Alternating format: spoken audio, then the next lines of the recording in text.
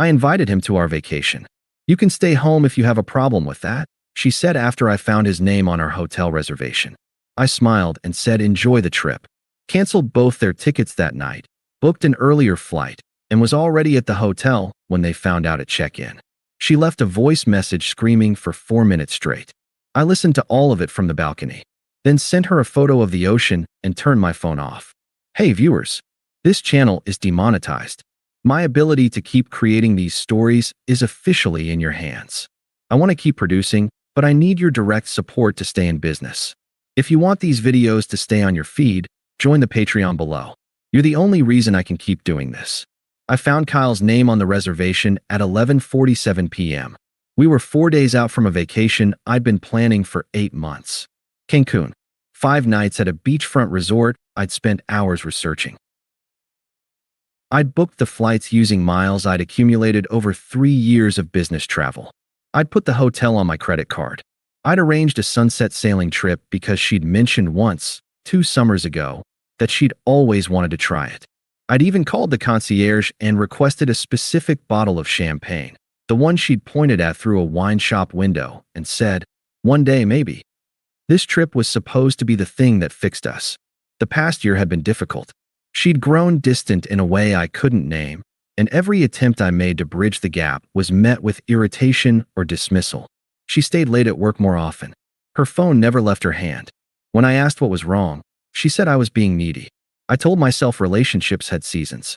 I told myself 5 days on a beach would bring back the woman I'd fallen in love with. So when I opened my laptop that night, I wasn't looking for trouble. I was looking to surprise her with a room upgrade. One more gesture, one more investment, one more thing she'd barely notice. The resort's booking portal loaded. I clicked into the reservation and scanned the details. That's when I saw the number. 3 guests, not 2. I assumed it was a glitch. I refreshed the page. Still 3. I logged out and back in. Still 3. I scrolled down to the names. Primary me. Second, Megan. Third, Kyle. Kyle. The name sat there like a stone dropped into still water, and the ripples spread outward in slow, cold circles. Kyle from marketing. The work husband.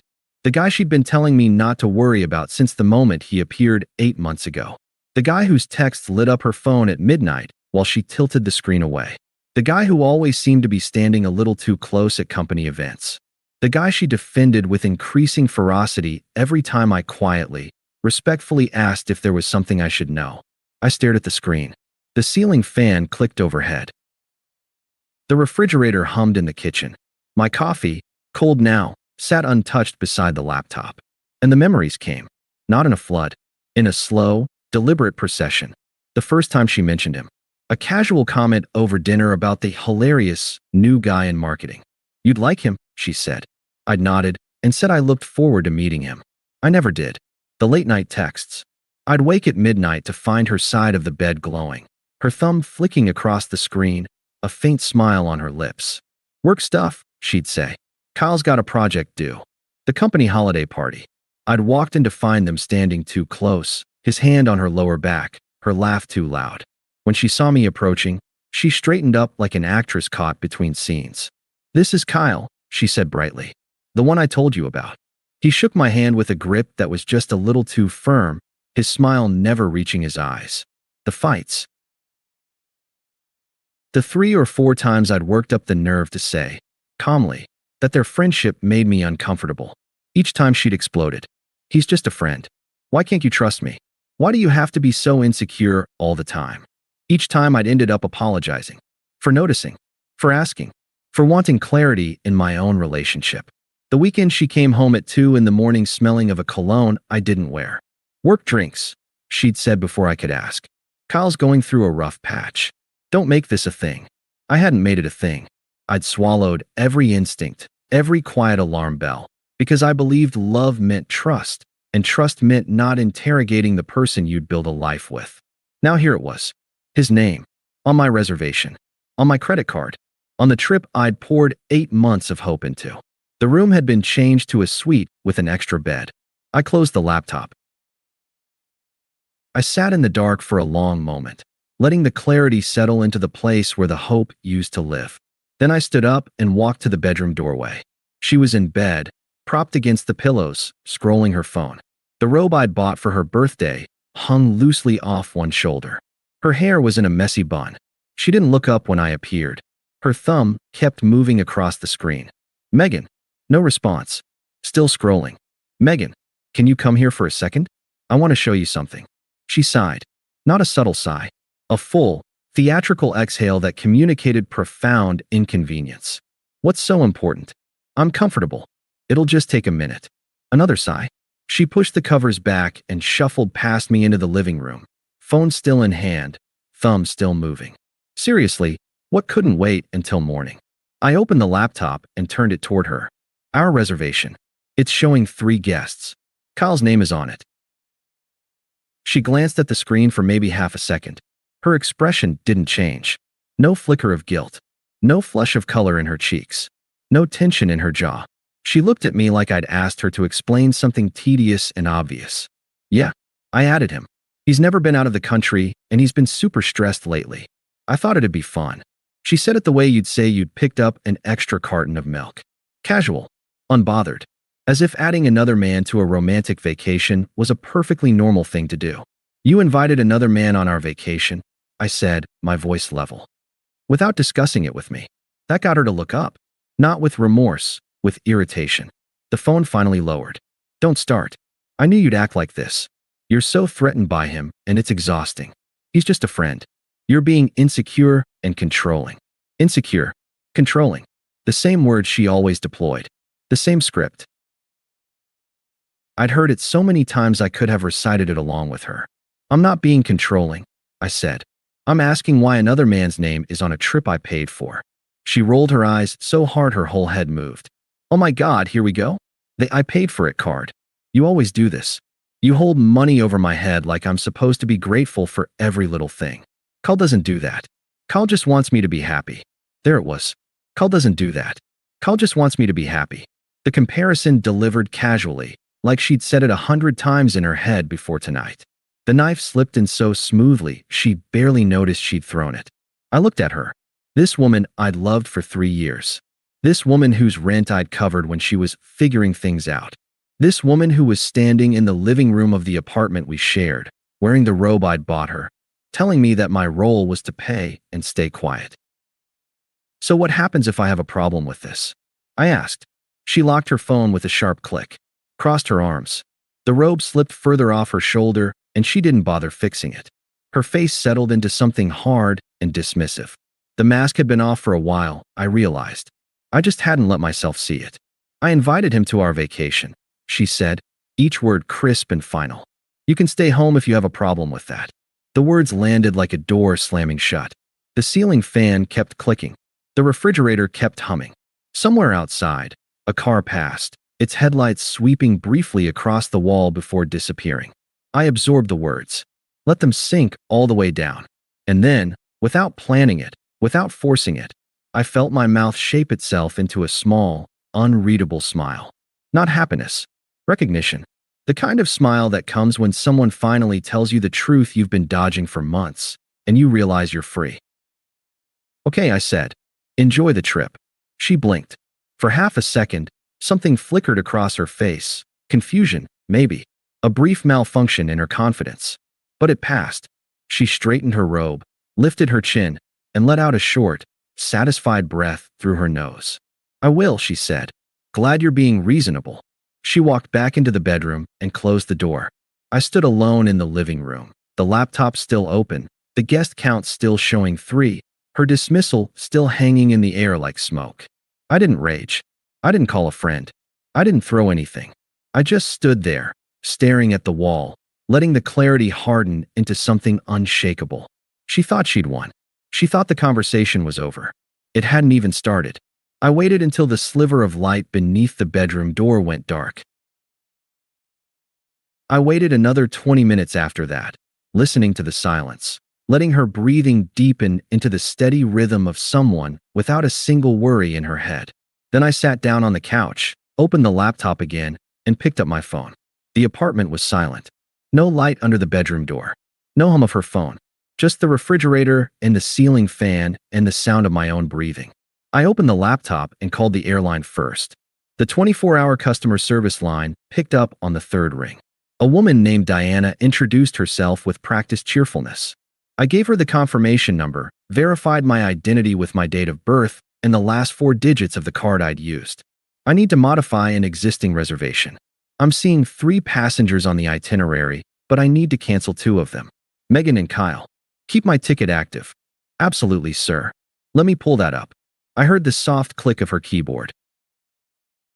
Outside, a car passed, its headlights sweeping briefly across the living room wall. I kept my voice low, measured. I'm seeing the 3 tickets, Diana said. Cancun, departing this Saturday at 2:30 p.m.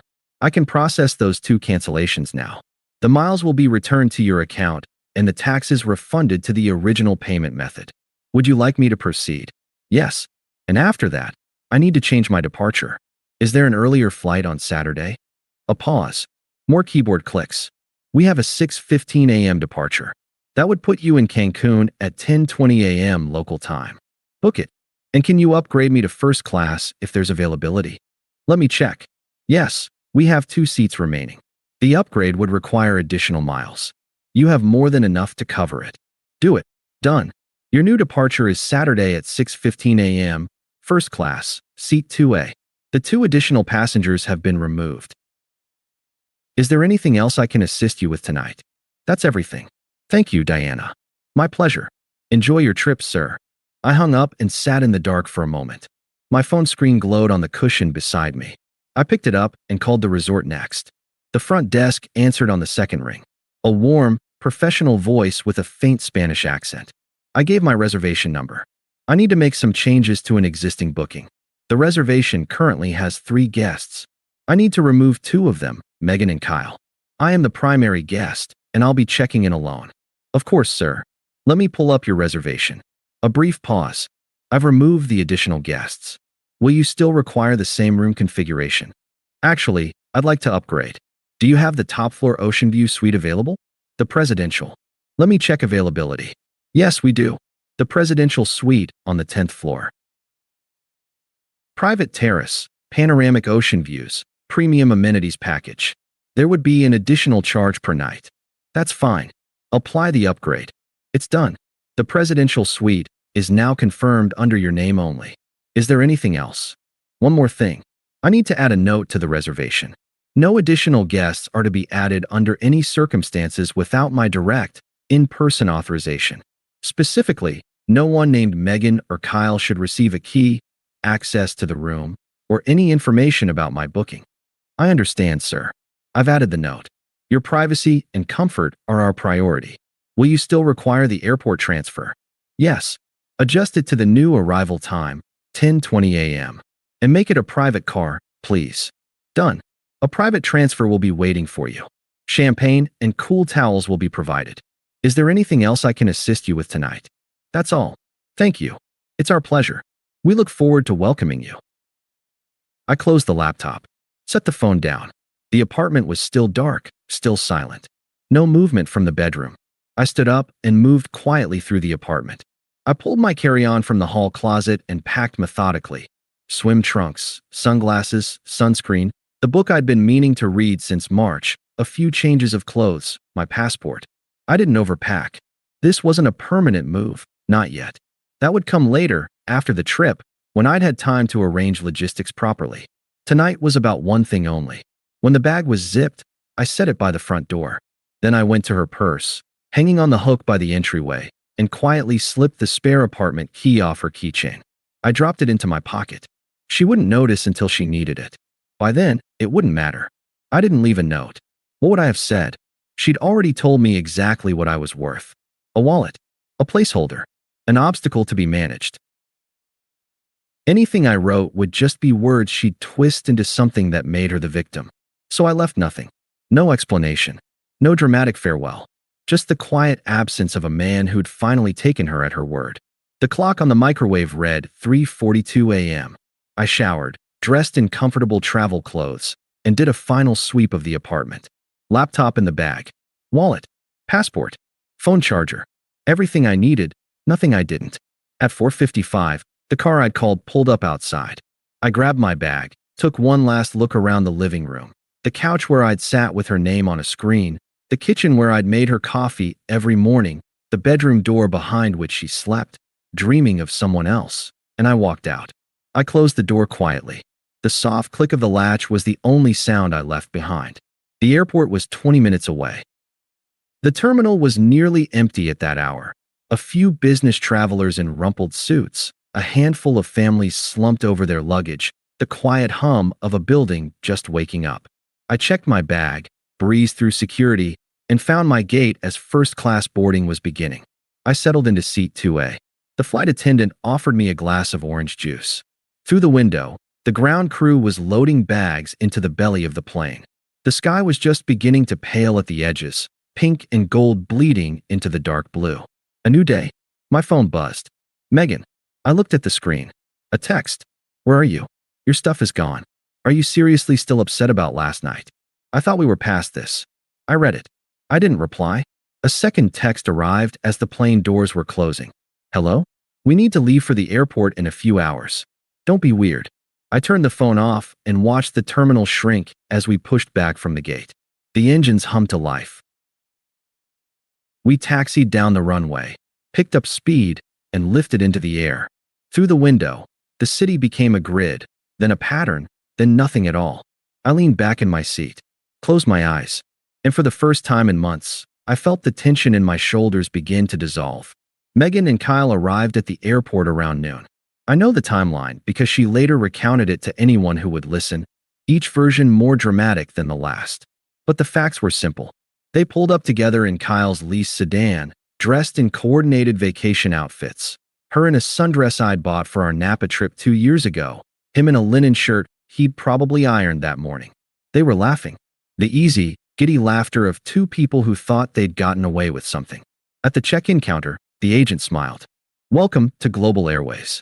May I have your confirmation number? Megan gave it, probably still smiling, still riding the high of her own audacity. The agent typed. Her smile dimmed slightly.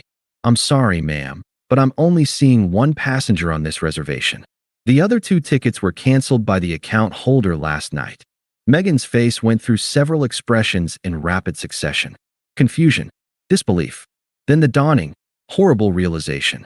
Canceled? That's impossible. Check again. There are supposed to be 3 of us. The agent checked again. I'm sorry. The cancellation was processed at approximately 2:15 a.m. The tickets for Megan and Kyle are no longer valid. The remaining passenger was rebooked on the 6:15 a.m. flight. He's already departed. Kyle stepped forward. His easy charm was already slipping. What do you mean he already departed? He took the flight without us. I'm sorry, sir. If you'd like to travel today, you'll need to purchase new tickets at the current fare. The current fare was $1,200 per person. Last minute international, no advance booking discount, no miles to soften the blow. Megan didn't have it. I knew she didn't. I'd been covering her share of the rent for months while she figured things out. Kyle, after much bluster and a tense call to his credit card company, didn't have it either. They argued with a supervisor for 40 minutes. Megan's voice got shrill. Kyle paced in circles, running his hands through his hair. Nothing changed. The tickets were booked on my account, paid for with my miles and my card, and I'd canceled them. It was all perfectly legal, perfectly clean. Eventually, Megan put both seats on her own credit card. The one she'd nearly maxed out on brunches and boutique dresses. $2,400, plus interest. She swiped it with a shaking hand while Kyle stood behind her, arms crossed, jaw tight. I later heard what he muttered, loud enough for the agent to hear, loud enough for Megan to flush with humiliation. He was supposed to be under control. You said he wouldn't do anything. You said he was passive. By the time they cleared security, their flight was already boarding. Middle seats. Separate rows. No first-class legroom. No champagne. Just the cramped, noisy reality of an economy cabin filled with crying babies and the stale smell of recycled air. I landed in Cancun at 10:20 a.m. A man in a crisp white shirt was waiting at arrivals with a tablet bearing my name. Mr. Redacted? Your private transfer is right this way. He led me to a black SUV with tinted windows, the air conditioning already running. There was a chilled bottle of water in the cup holder and a cool towel wrapped in cellophane on the armrest. We drove 40 minutes along a coastal highway, the Caribbean glittering through the palm trees. I watched the ocean and thought about nothing at all. The resort gates parted, and suddenly I was stepping into an open-air lobby with marble floors and the scent of salt water and orchids. A concierge greeted me with a glass of champagne and a cool towel scented with lemongrass. "Welcome, Mr. Redacted. We've been expecting you." He walked me through check-in personally. "No line. No wait. We've noted your privacy preferences. No one will be given access to your room or reservation without your direct, in-person authorization. Specifically, the names you mentioned have been flagged." I thanked him. I took the elevator to the 10th floor. I opened the door to the suite. It was spectacular. Floor-to-ceiling windows. A private terrace that seemed to hover over the water. White linens on the bed. A soaking tub big enough for three, an irony not lost on me. A chilled bottle of champagne on the credenza, and a plate of fresh fruit arranged like art. I stepped onto the terrace. The warm wind pressed against my shirt. The waves crashed steadily below, a rhythm that seemed to wash away every bitter residue the past 12 hours had left behind. I wasn't thinking about her. That was the strangest part. I'd expected some pang of loss, some phantom ache where the love used to be. There was nothing. Just the ocean and the sky and the deep, uncomplicated stillness of a man who'd finally chosen himself. I ordered lunch. Grilled fish, fresh mango salsa, a crisp white wine. I ate on the terrace while the sun moved across the sky, and I felt something I hadn't felt in years. Peace. Megan's flight landed just after 6 p.m. local time. No private transfer. No champagne. She and Kyle crammed into a shared shuttle van with 11 other passengers and a broken air conditioner. By the time they pulled up to the resort, they were sweat-soaked, exhausted, and barely speaking. At the front desk, Megan approached with the last scraps of her composure. Checking in. Reservation under Megan. Or under my boyfriend's name. He arrived earlier today. The clerk typed. The professional smile gave way to something more guarded. "I'm sorry, ma'am. I'm not seeing a reservation under that name. The booking is held by the primary guest only, and he has already checked in. Right? So just add us to the room. We're the second and third guests." I'm afraid the primary guest left specific instructions. No additional guests are to be added without his direct, in-person authorization. Specifically, the note mentions that no one named Megan or Kyle is to receive a key. The color drained from her face. "I'm his girlfriend. We planned this trip together. His instructions are on file. I'm not able to override them. You're welcome to inquire about separate availability, but the resort is fully booked this evening." Kyle stepped forward. Not yelling, worse. Low and cold, the kind of voice you use when you've stopped pretending to be charming. "Let me get this straight. We flew all the way here, we paid for our own tickets, and now there's no room. I'm sorry, sir. The reservation is for one guest only." He turned to Megan. His face was hard in a way I imagined she'd never seen before. "You told me everything was handled. You told me he was under control. Now I'm stranded in Mexico with no room because you couldn't manage your own boyfriend." "It's not my fault," she snapped. "He's being insane. He's doing this to punish me. I don't care whose fault it is. I didn't sign up for this." He walked away. Not toward the bar, not toward the lobby seating, toward the shuttle stop. She followed him, her voice rising, but he didn't stop. He grabbed his bag, flagged down the next shuttle to the airport, and climbed on without looking back. She was alone, stranded at a 5-star resort with a maxed-out credit card, no room, no companion, and a return flight still days away. She spent the night on a lobby couch before a sympathetic night manager took pity and gave her a discounted room on the ground floor facing the parking lot. She called me that night. Once, twice, 3 times. Then the text started, a rapid, desperate barrage. "We're at the resort. The desk won't let us check in. What did you tell them? This isn't funny anymore. You've made your point. Now come down and fix this." Kyle is furious. He said you're being psychotic. I'm starting to agree. "I'm sorry, okay? Is that what you want? I'm sorry. Now please just fix it." I read all of them from the terrace, drink in hand, the sun melting into the ocean in front of me. I didn't reply. I finished my drink, ordered another, and watched the sky darken from orange to indigo. Then my phone buzzed with a voicemail notification. For minutes and 2 seconds. I didn't listen to it yet. I wanted to let it sit. The tequila was good. The night was warm. The waves kept their steady rhythm below. And somewhere down there, the woman who'd told me I could stay home was learning, in real time, that some doors don't reopen just because you finally decide to knock. I let the voicemail sit while I finished my drink. The tequila was smooth, the night warm, the waves a steady hush below the terrace. Her name had lit up my phone a dozen times since sunset. Calls, texts, another call, and I'd ignored them all with the calm indifference of a man who'd already left the building. When the glass was empty, I picked up the phone and pressed play. For minutes and 2 seconds of raw, ragged fury poured through the speaker. You canceled my flight. You canceled his flight. Are you insane? Do you have any idea what you've done? We got to the airport and there was nothing there, nothing. I had to pay $1,200 I don't have. You know I don't have that kind of money. And now we're at the resort and they won't let us in. They won't give us a room because you told them not to. Who does that? Who does that to someone they love? A gulping breath. No pause. Just the inhale and then back at full volume. You're a petty, controlling, vindictive little man. You ruined this entire trip because you're jealous of a friend. That's all he is. A friend. But you couldn't handle it, could you? You never wanted me to be happy.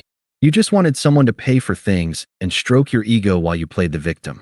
Kyle is right about you. He says you're pathetic, and he's absolutely right. Muffled in the background, Kyle's voice. Tell him he's a piece of shit. Her voice, slightly turned away. I am telling him.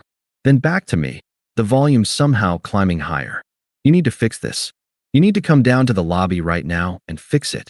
Get us a room. Apologize to Kyle. If you do that, we can talk about things. But if you don't, we're done. Do you hear me? This is it. Your last chance. Don't throw everything away over your ego. A pause. The first real pause. 3 seconds of ragged breathing. When she spoke again, the rage had cracked slightly at the edges. A tremor had crept in. I'm serious. Pick up. Please just pick up. This isn't. I didn't want it to go like this. I just wanted something fun. You were always so intense about everything. I just needed a break. So just come down. Let's talk. We can still salvage this. Please. Call me back. The message ended. I set the phone down on the table. The waves kept crashing. The stars kept burning. I felt nothing. Not anger, not satisfaction, not grief. Just the quiet, complete absence of any emotional pull toward the woman who'd just spent 4 minutes screaming at me for the consequences of her own choices. I opened the camera, angled the lens toward the horizon, black ocean, silver moonlight on the water, a few distant lights from boats, and took the photo. I attached it to her contact, hit send, and typed not a single word. Then I turned off my phone. I spent the next 4 days in something close to paradise. I swam in water so clear I could count my toes on the sand bottom. I read my book cover to cover. I ate fresh ceviche under a palapa while a warm wind came off the Caribbean.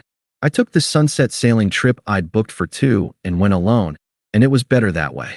No one to impress. No one to manage. Just the boat, the sea, and the kind of silence that restores something in you. She kept calling. The voicemails stacked up, some furious, some tearful, some cycling between both in the span of 30 seconds. I deleted them all unread. By the time I flew home, tanned and rested, I'd already arranged for a moving service to collect my things from the apartment. I'd found a new place through a colleague, a loft downtown, closer to work, no memories attached. While Megan was still stranded in Mexico on her maxed-out card, my closet was empty and my key was on the kitchen counter with a forwarding address for any remaining mail. The first call came 3 days after I got back. I answered an unknown number and immediately recognized the voice. Her mother. Sharp, entitled, dripping with rehearsed indignation. You abandoned my daughter in a foreign country. She could have been hurt. What kind of man does that? The kind whose girlfriend invited another man on a vacation he paid for and told him to stay home if he had a problem. I said, my voice flat. I simply stopped being the host. She made a mistake. A real man would forgive. A real man knows when to walk away. Your daughter made her choice. I'm not discussing it further. You're cruel, she snapped. She's devastated. You're punishing her for one bad decision. I'm not punishing her. I'm giving her exactly what she asked for. Goodbye. I hung up and blocked the number. A week later, A mutual friend, someone who'd always taken Megan's side, sent me a long text message. Megan is a mess.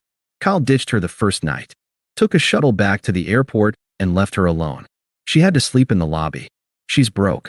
She's humiliated, and she just wants to talk. Be the bigger person. She made one mistake. Don't throw away 3 years over it. I replied once. She told me I could stay home. I did. Now she gets to live with that. Please don't contact me about her again. The friend called me heartless. Cold. Said I was punishing her for one little mistake. I archived the conversation and moved on. Some people will never understand that a mistake is forgetting to buy milk, not secretly adding another man to a romantic vacation and telling your partner his opinion doesn't matter. The direct plea came 6 weeks later. A Wednesday evening.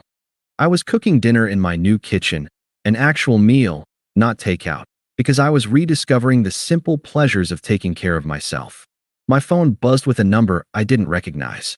I answered out of habit. Hello. Don't hang up.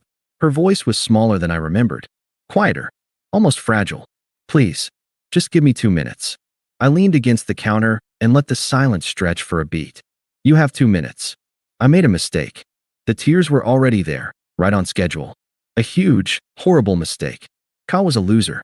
He ditched me the second things got hard. He wasn't even a real friend. He just wanted a free vacation. He told everyone at work I was crazy, and now I can barely show my face in the office. I was stupid. I was blind. I threw away the only person who ever actually showed up for me. She paused, waiting for me to fill the silence. I didn't. I want to fix this, she continued, voice cracking. I'll do anything. Counseling. Whatever you want. I've been seeing a therapist. I understand now why I did what I did. Just please, can we talk? Face to face. I let the silence hang for a long moment.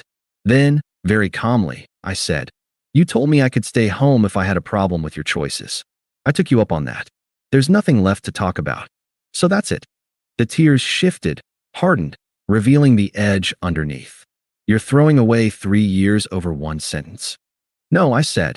You threw it away when you put his name on a reservation I paid for and told me my opinion didn't matter. I'm just making sure it stays thrown. I heard her inhale to argue, but I hung up before the words formed. I didn't block the number. I simply never answered it again. 6 months passed. I changed jobs, better pay, better hours, a team that didn't leave me drained at the end of every day. I got in shape, not for anyone else, just because I had time and energy that used to be consumed by managing someone else's chaos. I took myself to movies. I visited my parents more. I slowly, methodically rebuilt the life I'd let shrink to accommodate a woman who'd never appreciated the space I gave her. And I met Claire. She was a graphic designer at the firm that handled my new company's rebranding. We met in a conference room over coffee and layout proofs. She had a quiet laugh and an unnerving ability to say exactly what she meant without cruelty or games. I didn't have to decode her. I didn't have to brace for hidden meanings. She was just honest. We dated slowly. No grand gestures. No desperate promises. Just two adults who liked each other and weren't afraid to show it. I didn't post about her. I didn't need to. But word travels in overlapping circles, and eventually it traveled exactly where I knew it would. The wedding invitation arrived in early spring. A mutual friend from the old circle, someone who'd stayed neutral through the breakup, and I appreciated that. Claire and I went together. She wore a blue dress that matched the spring sky outside. I wore a new suit. We walked into the reception like two people who hadn't spent a single minute thinking about anyone but each other. Megan was already there. I spotted her across the room before she spotted me. She was alone, nursing a glass of wine, her dress a little too tight and her smile a little too bright, the kind of smile you wear when you know people are watching and you need them to think you're thriving. She'd lost weight in a way that didn't look healthy. Her eyes swept the room like she was searching for something. Someone. Then they found me. She waited. That was her style, strategic. She let an hour pass. Let Claire and I dance, laugh, mingle. Then, when Claire was across the room chatting with the bride, Megan moved in. She slid into my peripheral vision with a fresh glass of wine and an expression she probably thought looked casual. Confident. The old smirk, dialed down to something she imagined was approachable. You look good, she said. I barely recognized you. Thanks. She shifted her weight. Took a sip of wine. Are we ever going to be adults and actually talk about what happened? I think we already did. You know, she said, a bitter little edge creeping into the casual tone. The way you handled it was actually pretty cruel. Stranding me in another country. Ignoring me for months. I never got closure. I looked at her. The same face I'd once planned a future with. The same eyes I'd watched soften in the morning light of a dozen lazy Sundays. Now it was just a face. No pull. No ache. No anger. Just the quiet, complete absence of anything that mattered. You told me I could stay home if I had a problem, I said, each word steady and unhurried. I stayed home. Then I moved on. That's your closure. Her expression flickered. The smugness cracked, and beneath it I saw something raw and desperate she was trying very hard to hide. I didn't mean it literally. You know I didn't mean it literally. You meant it enough to change the reservation behind my back. And you meant it enough to tell me to my face. Now I'm giving you exactly what you asked for. You're free. I'm free. Let's keep it that way. She opened her mouth to respond, but I was already stepping past her. I found Claire's hand in the crowd, warm and familiar, and she smiled at me without needing to know what had just happened. Later, someone mentioned Megan had left early. I hadn't noticed. I was too busy dancing with a woman who'd never once made me feel like an option. That photo is still on my phone. The one I sent her from the balcony. Dark ocean, silver moonlight on the water, her screaming reduced to silence and pixels. I don't look at it much. I don't need to. I already know what it means. Thanks for watching. Make sure to subscribe to the channel and hit the like button. If you enjoy these stories and would like to help support the channel, my Patreon is linked in the description. What do you think about this story? Let me know in the comments.